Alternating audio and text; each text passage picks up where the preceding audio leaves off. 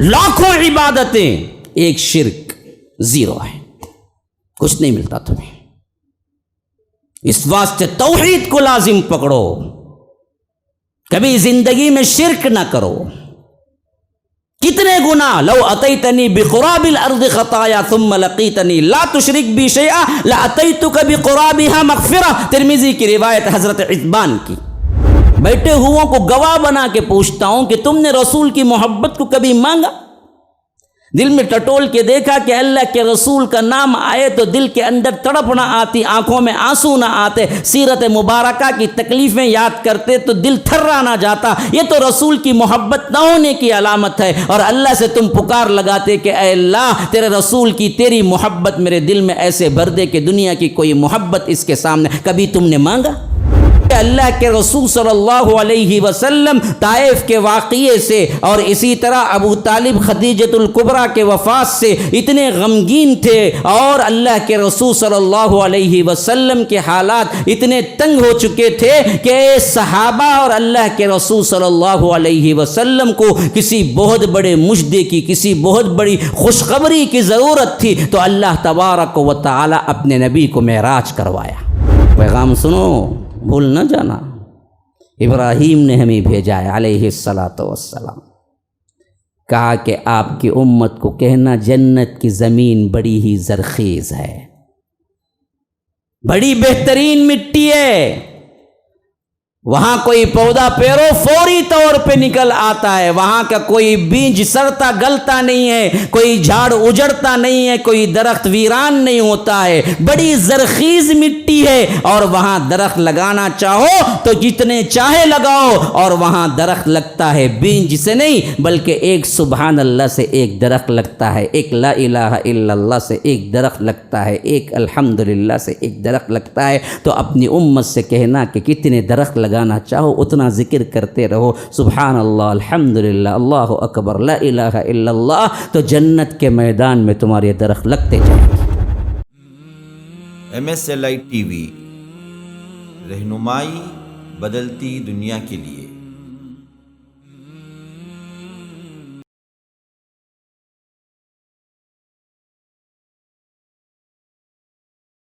حضرت ابو بکر اور حضرت عمر ایک مرتبہ جب اللہ کے رسول صلی اللہ علیہ وسلم ایک کنویں کے پاس بیٹھے ہوئے تھے، ابو ہریرہ کہتے ہیں کہ میری اللہ کے رسول نے نعلین مبارک چپل دے کے نشانی کے طور پر ابو ہریرہ کو بھیجا کہ جاؤ جو ملے اور لا الہ الا اللہ کی گواہی دے دے، کہہ دینا کہ جنتی ہے۔ ابو بکر ملے تو ابو ہریرہ نے کہا کہ اللہ کے رسول نے کہا ہے کہ آپ جنتی ہیں۔ پوچھا کیا واقعہ ہے؟ کہا کہ اللہ کے رسول نے نشانی کے طور پر مجھے چپل دیے ہیں، یہ اللہ کے رسول کی چپل ہے، نعلین مبارک ہے، اور اللہ کے رسول نے بھیجا ہے کہ تمہیں راستے میں جو بھی لا الہ الا اللہ کا کہنے والا ملے اسے جنت کی بشارت دے دو، وہ کچھ بھی گناہ کر لے جنت جائے گا ایک نہ ایک دن۔ ابو بکر سنے، آگے بڑھ گئے۔ اتفاق سے دوسرے جو آئے وہ عمر تھے۔ حضرت عمر سے انہوں نے کہا کہ آپ بھی خوشخبری لیجئے، آپ جنتی ہیں، آپ لا الہ الا اللہ کہتے ہیں۔ حضرت عمر نے کہا کہ کیا واقعہ ہے؟ اچانک کہا کہ اللہ کے رسول نے مجھ سے کہا ہے کہ نعلین مبارک لے جاؤ نشانی کے طور پر کہ تم میرے ہی پاس آ رہے ہو، میرے ہی پاس سے آ رہے ہو، جو راستے میں لا الہ الا اللہ کی گواہی دینے والا مل جائے اسے جنت کی بشارت دے دینا۔ تو میں نے آپ کو جنت کی بشارت دی ہے۔ حضرت عمر کو اتنا غصہ آیا کہ ایک تھپڑ مارا سینے پہ۔ حضرت ابو ہریرہ کہتے ہیں کہ سینے میں درد شروع ہو گیا مجھے، پھر اس کے بعد اسی سینے کی قمیض کو ایسا پکڑا گویا کہ کیا ہے کسی چیز کو ایسے پکڑتے ہیں، پھر کھینچتے ہوئے اللہ کے رسول صلی اللہ علیہ وسلم کے پاس آئے۔ کہا کہ اللہ کے رسول یہ لوگوں کو خراب کر رہا ہے۔ اللہ کے رسول نے پوچھا یہ کیا ہے؟ حضرت عمر نے کہا کہ آپ نے کہا تھا کہ لا الہ الا اللہ کہنے والا ہر ایک جنتی جائے، جنت میں جائے گا، جنتی ہے۔ کہا کہ اللہ کے رسول نے ہاں میں نہیں کہا تھا۔ کیا یہ بات بھی آپ نے ہی کہی تھی کہ ابو ہریرہ کو کہ جو بھی راستے میں ملے اس کو کہہ دو کہ وہ جنتی ہے؟ کہا کہ ہاں، جو بھی لا الہ الا اللہ کہنے والا ملے اس کو جنتی کہنا ہے، یہ بول کے میں نے ہی بھیجا تھا۔ تو حضرت عمر بڑے دور اندیش تھے، ہمارے نباس تھے، ہم کیا کریں گے یہ سن کے معلوم تھا، اس واسطے کہا کہ اللہ کے رسول ایسا اگر سب مسلمانوں کو کہتے رہیں گے تو یہ عمل چھوڑ دیں گے۔ میں ابو ہریرہ کو پکڑ کے اس واسطے لے آیا آپ کے پاس کہ اگر یہ عوام تک بات پہنچ گئی، خواص تک ہو، تو وہ جانتے ہیں لا الہ الا اللہ کے ساتھ عبادت بھی کرنا ہے، لا الہ الا اللہ کے ساتھ اچھی نیکیاں بھی کرنی ہیں، لیکن اگر عوام تک یہ بات چلی جائے تو پھر عوام تکیہ کر لیں گے لا الہ الا اللہ پر اور گناہ کرنے لگیں گے، عمل کو چھوڑ دیں گے۔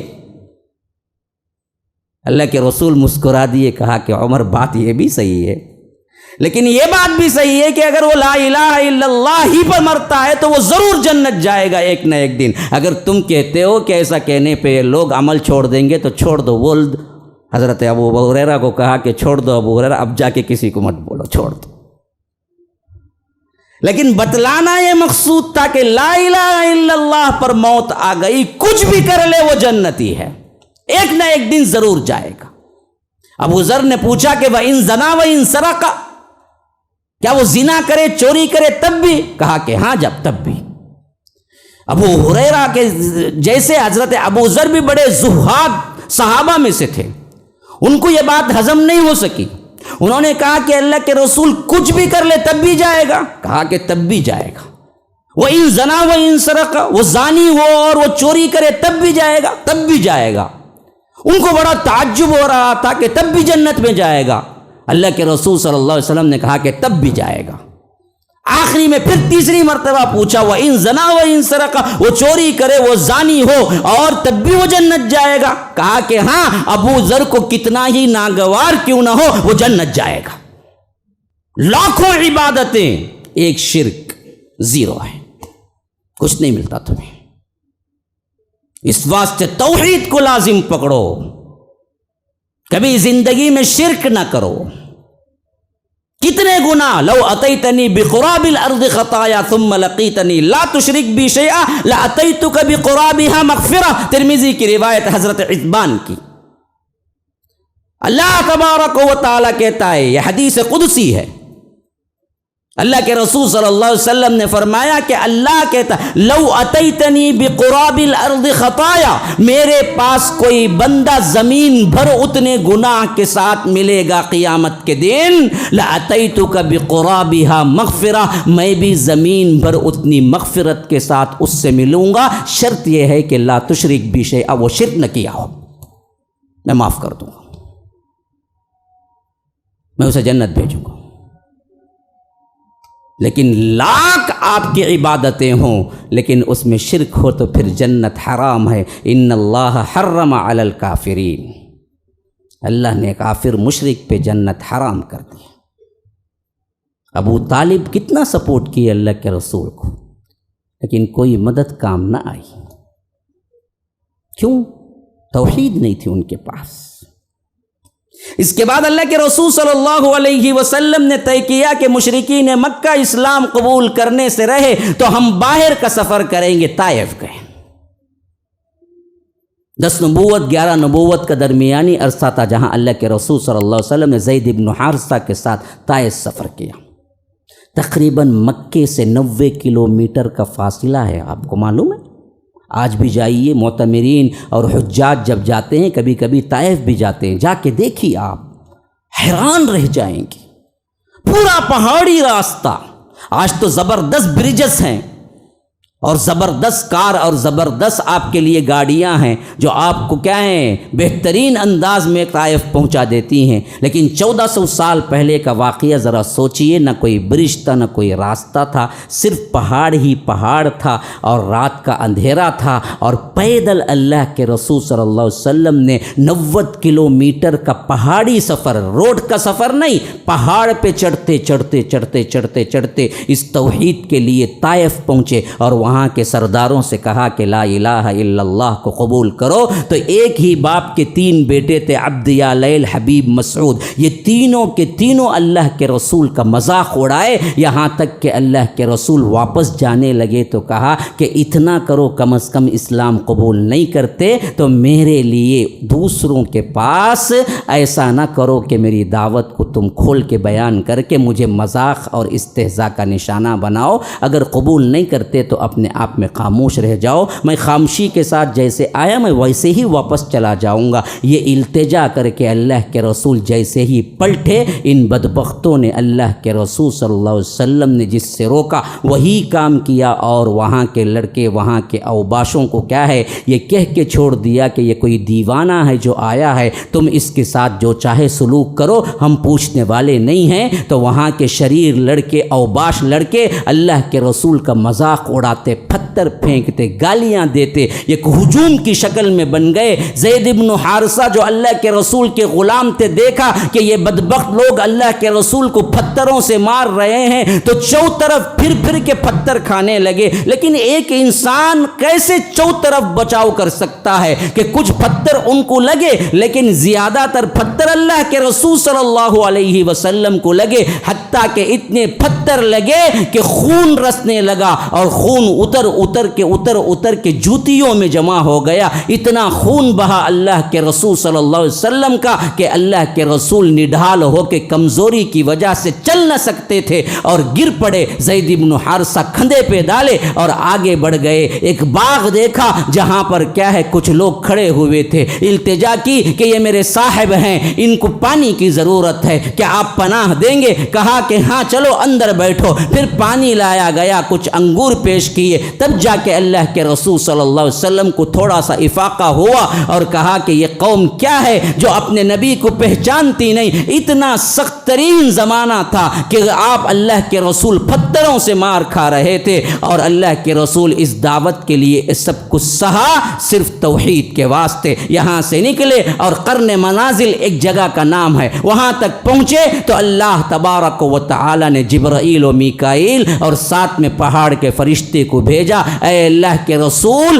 آپ کے ساتھ ان بدبختوں نے جو سلوک کیا ہے، اگر آپ حکم دیں تو یہ وادی جو مکے کی 2 پہاڑوں کے درمیان ہے ہم ملا کے رکھ دیں اور ان کو پیس کے رکھ دیں، صرف حکم آپ کا، پہاڑ کا فرشتہ بھی ساتھ میں ہے۔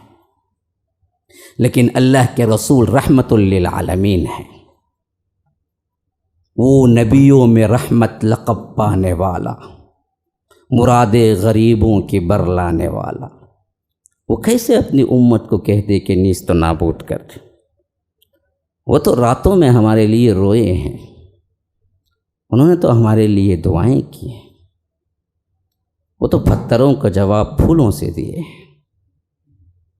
وہ کیسے کہتے ہیں کہ ہم غدار ہیں جو کبھی رسول کے لیے کچھ نہیں کرتے،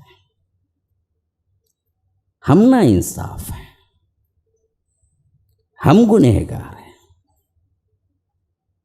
رسول نے تو پوری زندگی اپنے لیے کچھ نہیں مانگا، انہوں نے مانگا تو اپنی امت کے لیے مانگا ہے۔ ہمارا سوچ سوچ کے نہیں ڈھال رہے کہ یہ لوگ جنت میں جائیں گے یا نہیں، اللہ سے مانگا تو ہم ہی مانگا ہے۔ وہ کیسے برداشت کر لیں گے کہ امت پس جائے؟ اسی لیے اللہ کے رسول صلی اللہ علیہ وسلم نے کہا کہ نہ نہ نہ، اگر یہ قوم نہیں لاتی کوئی مسئلہ نہیں، مجھے امید ہے کہ ان کی نسلیں ایمان لے آئیں گی، لیکن ان کو نیست و نابود نہ کرنا۔ اللہم اہدی قوما فإنہم لا یعلمون، اے اللہ اس قوم کو ہدایت دینا، یہ مجھے جانتے نہیں ہیں کہ میں کون ہوں۔ اتنا مار کھانے کے باوجود بھی یہ رحم، یہ محبت،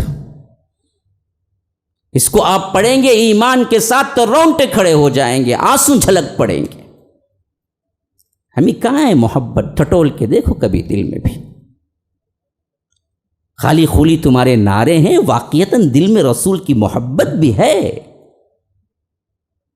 رسول کی محبت ہوتی تو پھر یہ زندگی نہیں ہوتی جو آج تم گزار رہے ہو۔ ذرا دیکھو ٹٹول کے، نعرے بازیاں کچھ اور چیز ہیں، حقیقت کچھ اور چیز ہے۔ ایک شخص سے مجھے ملاقات ہوئی تھی، بڑا مالدار، لیکن بڑا پریشان بھی تھا، دعا کی درخواست کے لیے آیا ہوا تھا۔ بہت لوگ اللہ نے کچھ دلوں میں ڈال دیا، ورنہ تو میں سیاہ کار گناہ گار بندہ ہوں، میرا ہے کیا، لیکن اللہ نے محبتیں ڈال دی ہیں تو بہت لوگ اپنی زندگی کے مسائل شیئر کرتے ہیں۔ اللہ نے اسے بہت دیا تھا،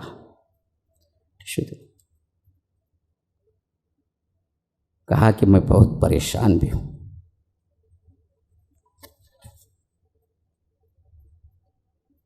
میں کروں کیا؟ میں نے کہا کہ تم نے مانگا ہے کبھی اللہ سے؟ کہا کہ ہاں میں نے بہت مانگا، اور جو مانگا اللہ نے مجھے دیا ہے، بہت دیا مجھے، لیکن آج میں سب سے زیادہ پریشان بھی ہوں۔ میں نے کہا کہ آپ نے دنیا مانگی ہوگی؟ ہاں دنیا ہی مانگا تھا۔ کیا کیا مانگا تھا؟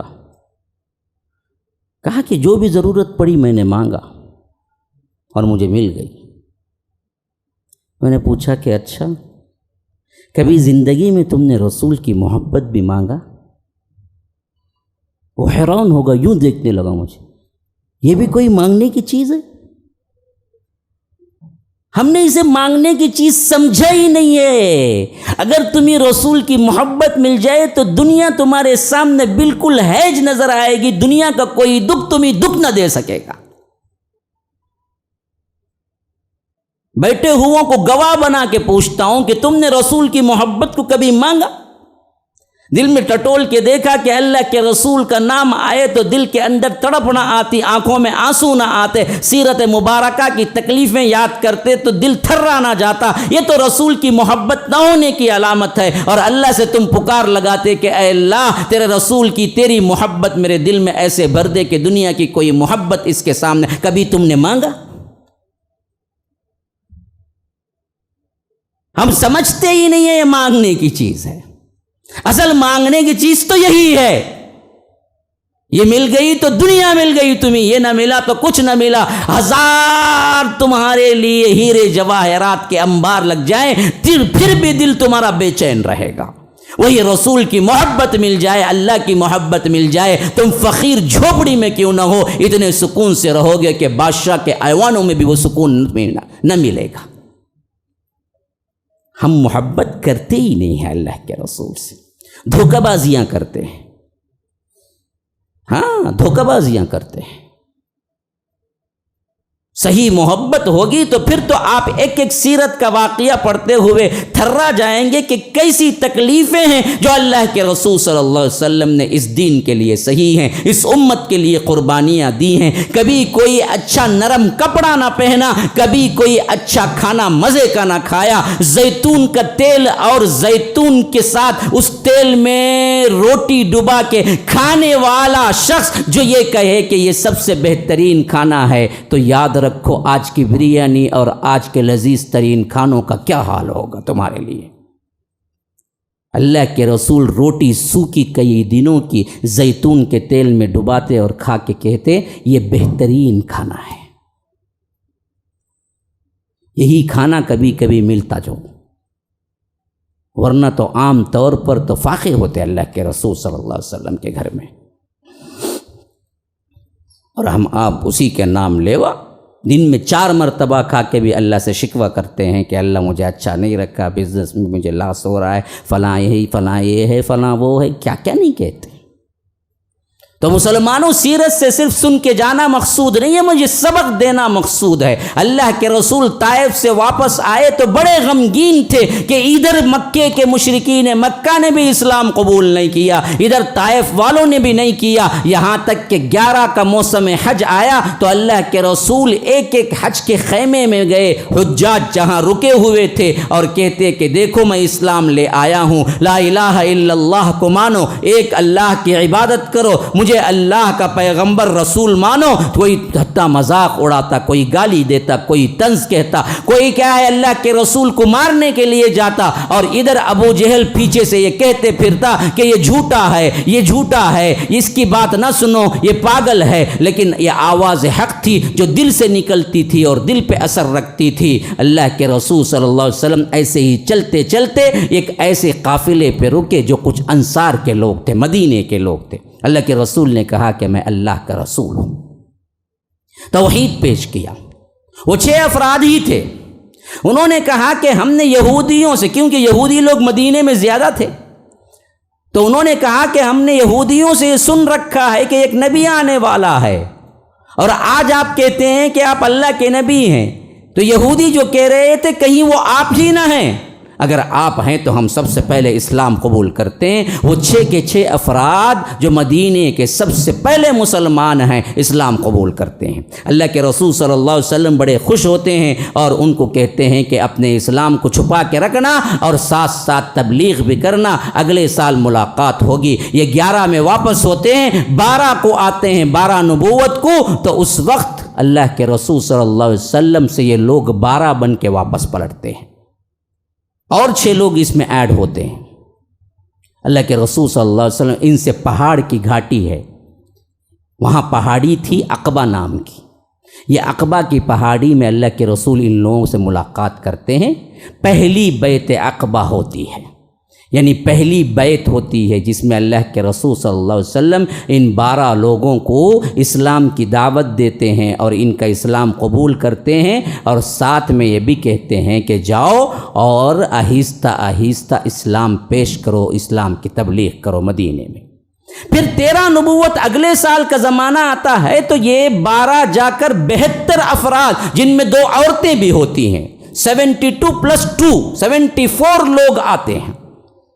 اللہ کے رسول کو اطلاع دیتے ہیں کہ ہم آ چکے ہیں، کب ملاقات کریں؟ اللہ کے رسول صلی اللہ علیہ وسلم کہتے ہیں کہ مینا کے ایام میں خاص طور پر 11 اور 12 کی رات، یعنی 11 ذی الحج اور 12 ذی الحج کی رات اسی جگہ ملاقات کرنا جہاں پہلے ملاقات ہوئی ہے۔ یہ دوسری بیعت عقبہ کہلاتی ہے، جس میں یہ پورے کے پورے لوگ رات میں جمع ہوتے ہیں۔ اللہ کے رسول صلی اللہ علیہ وسلم ان سے پھر بیعت لیتے ہیں اور ان کا اسلام قبول کرتے ہیں۔ تو اس وقت یہ مدینے کے لوگ کہتے ہیں، اے اللہ کے رسول، آپ کو ہم اب اکیلا نہیں چھوڑیں گے، آپ کب تک مکے میں اکیلے بے یار و مددگار رہیں گے؟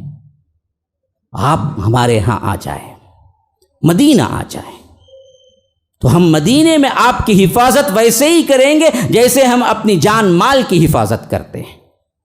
تو اللہ کے رسول صلی اللہ علیہ وسلم کو یہ ادا بہت پسند آتی ہے، ان کی دعوت کو قبول کرتے ہیں اور کہتے ہیں کہ نبی اللہ کے اذن کے بغیر ہجرت نہیں کرتا، اس واسطے میں تو دعوت تو قبول کرتا ہوں لیکن ہجرت اسی وقت کروں گا جب اللہ مجھے حکم دے گا۔ لیکن صحابہ سے کہہ جاتے ہیں کہ جو لوگ بھی ہیں وہ سب کے سب مدینہ پہنچ جائیں، یہاں سے اب تاریخ بدلتی ہے۔ 13 نبوت تک تو اللہ کے رسول یہاں رہتے ہیں، 14 نبوت کا زمانہ آتا ہے تو اللہ کے رسول یہاں سے مدینہ منتقل ہو جاتے ہیں، اسے ہجرت کا سال کہا جاتا ہے۔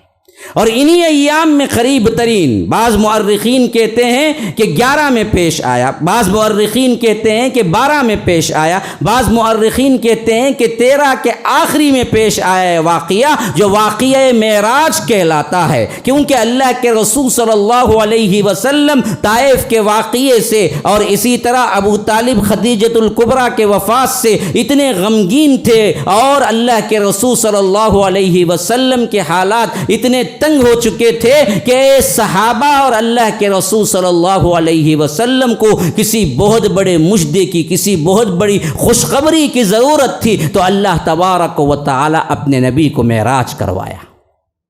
معراج کیا تھا؟ آسمان دنیا کی سیر تھی، کائنات کے چھپے ہوئے رازوں کو بتلانا تھا کہ رب العالمین جس نے تمہیں نبی بنا کے بھیجا ہے اس کی قہاریت، اس کی جباریت، اس کی ملکوتیت، اس کی بادشاہت کیا ہے۔ اسی واسطے جبرائیل آئے، اللہ کے رسول صلی اللہ علیہ وسلم کے دل مبارک کو زمزم کے پانی سے دھویا اور اللہ کے رسول صلی اللہ علیہ وسلم کو براق پہ بٹھایا، پھر وہاں سے سفر شروع ہوا۔ پہلے تو حرم سے لے کر اقصیٰ پہنچے، اور یہ اقصیٰ پہنچنے کے بعد وہاں پر تمام انبیاء کرام منتظر تھے۔ پھر وہاں نماز ہوئی، اللہ کے رسول نے امامت کی، جن کے پیچھے موسیٰ بھی کھڑے ہوئے، عیسیٰ بھی کھڑے ہوئے، آدم بھی کھڑے ہوئے ہیں، سب کے سب باپ ہونے کے باوجود بھی امتی بنے، اور سب کو یہ اعلان کیا گیا کہ یہ میرا نبی، یہ میرا حبیب ہے، جو سردار الانبیاء ہے، جو سید الانبیاء ہے، جو اولاد آدم کا سردار ہے، جو سب سے فوقیت رکھتا ہے۔ تمام انبیاء کرام اللہ کے رسول صلی اللہ علیہ وسلم کے پیچھے نمازیں پڑھ لی۔ پھر اس کے بعد براق لایا گیا، براق سے اللہ کے رسول صلی اللہ علیہ وسلم کا زمینی سفر ختم ہوا، آسمان کا سفر شروع ہوا، اور اللہ کے رسول صلی اللہ علیہ وسلم پہلے آسمان پہ پہنچے۔ وہاں پر اللہ تبارک و تعالی نے حضرت آدم سے ملاقات کروائی، دوسرے آسمان پہ حضرت عیسیٰ اور یحییٰ سے ملاقات کی، تیسرے آسمان پہ حضرت ہارون سے ملاقات کی، پانچویں چوتھے آسمان پہ حضرت ادریس سے ملاقات کی، چھٹے آسمان پہ حضرت موسیٰ سے ملاقات کی، اور ساتویں آسمان پہ حضرت ابراہیم سے ملاقات کی۔ پھر آگے بڑھے یہاں تک کہ سدرۃ المنتہا پہ پہنچے۔ یہاں پر جبرائیل نے کہا یہاں سے آگے بڑھنا آپ کی فضیلت ہے، میں بھی ساتھ میں آ نہیں سکتا۔ وہاں سے آگے بڑھے، آگے بڑھے، آگے بڑھے، اللہ تبارک و تعالی جہاں تک لے جانا چاہا اتنا قریب پہنچے۔ پھر اللہ تبارک و تعالی نے بغیر کوئی پردے کے ڈائریکٹ گفتگو کی، دیکھا نہیں۔ صحیح ترین روایتیں یہی ہیں کہ معراج میں اللہ کے رسول نے اللہ کو دیکھا نہیں، ہاں اللہ کی آواز کو ڈائریکٹ اپنے کانوں سے سنا، بغیر حجاب کے اللہ نے بات کی۔ پھر اللہ تبارک و تعالی نے کیا بات کی یہ رب ہی جانتا ہے، یہ محمد الرسول اللہ ہی جانتے ہیں۔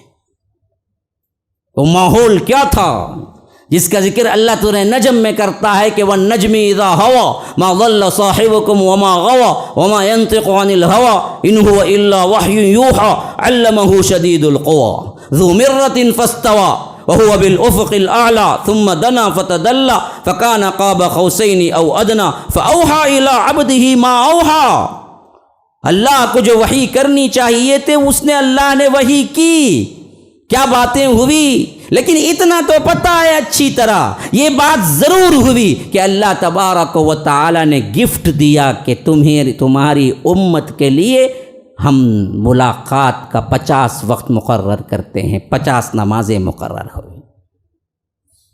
دوسرا گفٹ یہ ملا کہ دیکھو ہم یہ وعدہ کرتے ہیں کہ جو بھی لا الہ الا اللہ پہ مرتا ہے، شرک نہیں کرتا ہے، ہم اسے جنت داخل کریں گے۔ تیسرا گفٹ یہ ملا کہ عرش کے خزانوں میں سے 2 خزانے عطا ہوئے، آمن الرسول بما انزل الیہ من ربہ والمؤمنون لا یکلف اللہ نفسا الا وسعها، سورہ بقرہ کے آخری 2 آیات اللہ تبارک و تعالی نے انہیں دی۔ یہ 3 گفٹ ہیں جو عطا ہوئے۔ اللہ کے رسول صلی اللہ علیہ وسلم وہاں سے پلٹے، ابراہیم سے ملاقات کی، تو ابراہیم کو اللہ کے رسول صلی اللہ علیہ وسلم نے کہا کہ یہ میرے ابو ہیں، یہ میرے ابو ہیں۔ بقیہ انبیاء سے ملاقات ہوئی تو کہا کہ یہ میرے بھائی ہیں، انبیاء کرام نے کہا کہ آؤ میرے بھائی، آؤ میرے بھائی، لیکن ابراہیم نے کہا کہ آؤ میرے بیٹے، آؤ میرے بیٹے۔ جب ملاقات ہو گئی تو کہا کہ آپ کی امت پہ میرا سلام کہنا، ابراہیم نے ہمیں سلام بھیجا ہے۔ یا رب کیا ماحول ہے وہ بھی۔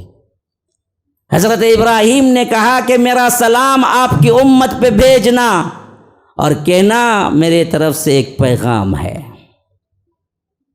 پیغام سنو، بھول نہ جانا۔ ابراہیم نے ہمیں بھیجا ہے علیہ الصلاۃ والسلام، کہا کہ آپ کی امت کو کہنا جنت کی زمین بڑی ہی زرخیز ہے، بڑی بہترین مٹی ہے، وہاں کوئی پودا پیرو فوری طور پہ نکل آتا ہے، وہاں کا کوئی بیج سڑتا گلتا نہیں ہے، کوئی جھاڑ اجڑتا نہیں ہے، کوئی درخت ویران نہیں ہوتا ہے، بڑی زرخیز مٹی ہے، اور وہاں درخت لگانا چاہو تو جتنے چاہے لگاؤ، اور وہاں درخت لگتا ہے بیج سے نہیں بلکہ ایک سبحان اللہ سے ایک درخت لگتا ہے، ایک لا الہ الا اللہ سے ایک درخت لگتا ہے، ایک الحمدللہ سے ایک درخت لگتا ہے۔ تو اپنی امت سے کہنا کہ کتنے درخت لگانا چاہو اتنا ذکر کرتے رہو، سبحان اللہ، الحمدللہ، اللہ اکبر، لا الہ الا اللہ، تو جنت کے میدان میں تمہارے درخت لگتے جائیں گے۔ کبھی نہ بھولنا تم اپنی زندگی میں کتنا وقت موبائل میں، واٹس ایپ میں، یہاں کے وہاں کے ویڈیوز میں برباد کرتے ہو، وہ سب چھوڑ کے جب بھی وقت ملے سبحان اللہ، الحمدللہ، اللہ اکبر کہتے رہنا، یاد رکھو۔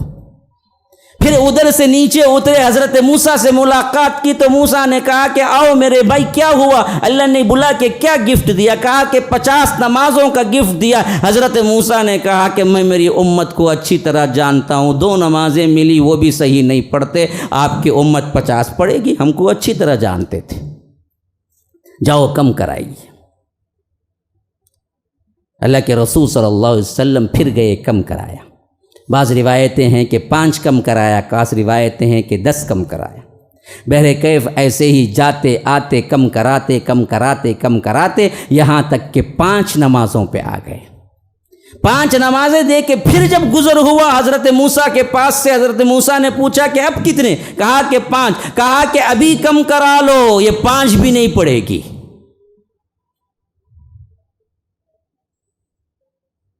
اللہ کے رسول صلی اللہ علیہ وسلم نے کہا کہ اب مجھے میرے رب کے پاس جاتے ہوئے شرم محسوس ہوتی، میں کتنا کم کراؤں، یہ 5 ہی کافی ہے۔ تو اللہ کے رسول صلی اللہ علیہ وسلم وہاں سے آگے بڑھے تو اعلان کرنے والا، منادی کرنے والا منادی کیا کہ اللہ کی بات نہیں بدلتی، اللہ نے 50 نمازیں مقرر کی، اب 5 عطا ہوئی لیکن ثواب 50 کا ملے گا۔ ذرا تصور کر کے دیکھو، 50 ہی مقرر ہو جاتی تو تم پڑھتے، 5 کو کتنے بہانے؟ ہاں، کتنا بڑا کرم ہے۔ حضرت موسیٰ علیہ السلام کا بھی کتنا بڑا احسان ہے ہم پر، لیکن ہم نے کہاں سنا، کہاں دیکھا، کہاں عمل کیا۔ اس طرح مکی زندگی کا ایک دور ختم ہوتا ہے اور مدنی زندگی کا دوسرا دور شروع ہوتا ہے۔ ھذا وباللہ التوفیق، وصلی اللہ وسلم علی نبینا محمد۔ اسأل اللہ لی ولکم ولسائر المسلمین من کل ذنب فاستغفروہ انہ هو الغفور الرحیم۔ سبحانک اللہم وبحمدک، اشہد ان لا الہ الا انت، استغفرک واتوب الیک۔ MSLI TV، رہنمائی بدلتی دنیا کے لیے۔